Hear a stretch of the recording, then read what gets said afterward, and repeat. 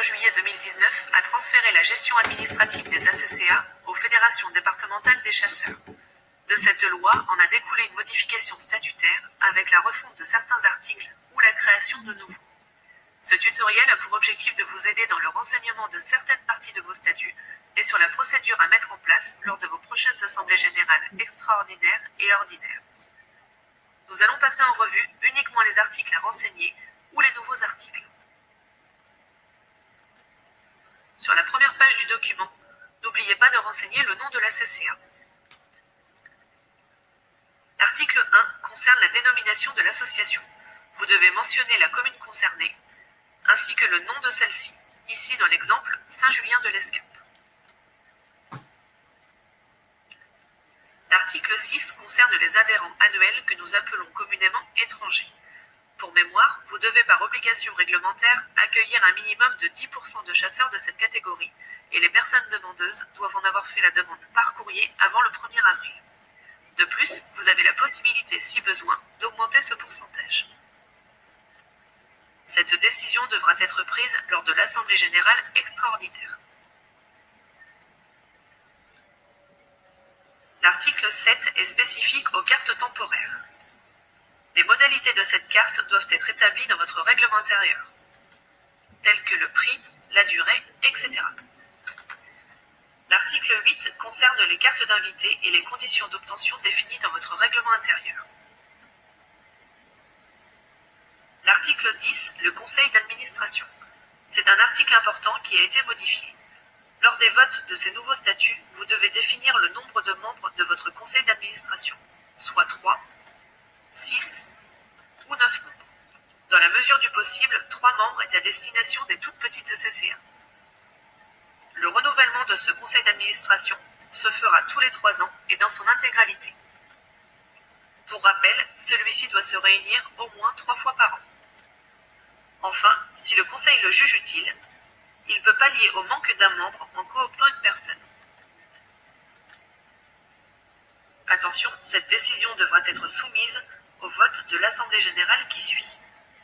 Pour finir, il serait opportun d'avoir dans vos membres une part de propriétaires chasseurs ou non. L'article 11 est un nouvel article qui définit ou rappelle le rôle des membres du bureau.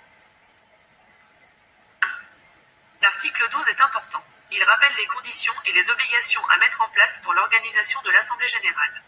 La CCA doit organiser au moins une Assemblée générale par an. La convocation et l'ordre du jour doivent être obligatoirement affichés en mairie 10 jours avant, et depuis la nouvelle loi, vous devez en envoyer une copie à votre fédération. Lors de cette Assemblée générale, le rapport moral de la saison écoulée doit y être présenté, tout comme le budget et les décisions à prendre pour la saison suivante.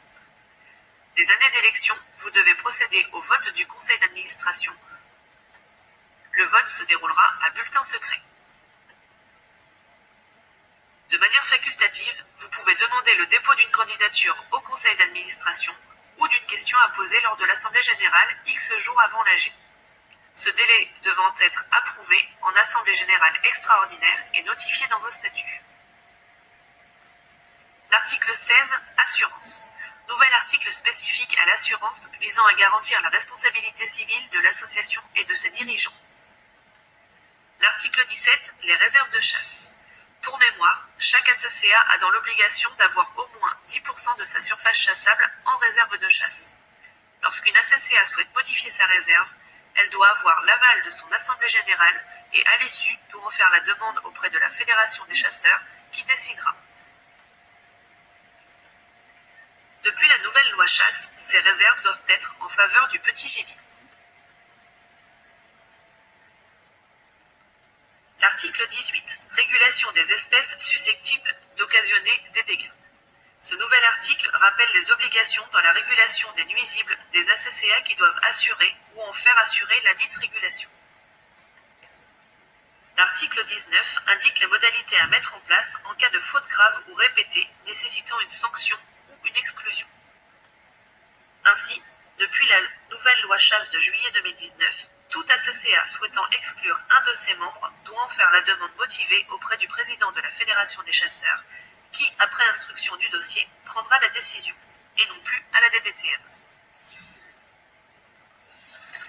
Articles 21, 22 et 23 sont de nouveaux articles qui rappellent la modalité ou le retrait d'une AICA, la création de fusions d'ACCA et des incidences de fusion de communes.